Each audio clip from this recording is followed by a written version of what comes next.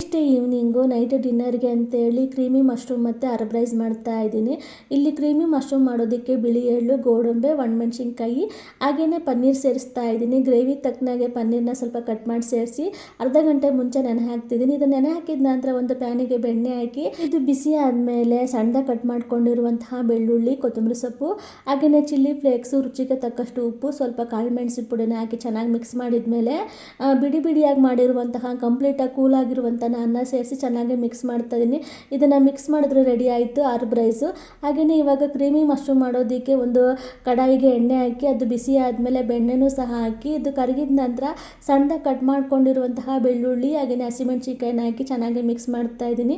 ಇದನ್ನು ಮಿಕ್ಸ್ ಮಾಡಿದ ನಂತರ ಮಶ್ರೂಮ್ ಸೇರಿಸಬೇಕು. ಸೇರಿಸಿದ ನಂತರ ರುಚಿಗೆ ತಕ್ಕಷ್ಟು ಉಪ್ಪನ್ನು ಸೇರಿಸಿ ಚೆನ್ನಾಗಿ ಮಿಕ್ಸ್ ಮಾಡಬೇಕು. ಮಶ್ರೂಮ್ನಲ್ಲಿರುವ ನೀರು ಬಿಟ್ಕೊಬರೋ ತನಕ ಫ್ರೈ ಮಾಡಿದ ಮೇಲೆ ಆವಾಗಲೇ ನೆನೆಸಿಟ್ಟಿರುವ ಪನ್ನೀರು ಮತ್ತು ಗೋಡಂಬಿ ಗ್ರೈಂಡ್ ಮಾಡಿ ಇದಕ್ಕೆ ಸೇರಿಸಬೇಕು. ಇದನ್ನು ಸೇರಿಸಿದ ನಂತರ ಚೆನ್ನಾಗಿ ಮಿಕ್ಸ್ ಮಾಡಿದ ಮೇಲೆ ಕೊನೆಯಲ್ಲಿ ಆರಿಗಿನೋ, ಚಿಲ್ಲಿ ಫ್ಲೇಕ್ಸು, ಕಟ್ ಮಾಡಿರುವ ಕೊತ್ತಂಬರಿ ಸೊಪ್ಪು ಮತ್ತು ಕಾಳು ಮೆಣಸಿನ ಪುಡಿನ ಹಾಕಿ ಮಿಕ್ಸ್ ಮಾಡಿ ಲೋ ಫ್ಲೇಮಲ್ಲಿ 5 ನಿಮಿಷ ಕುದಿಸಿದ್ರೆ ರೆಡಿ ಆಯಿತು creamy mushroom with herb rice.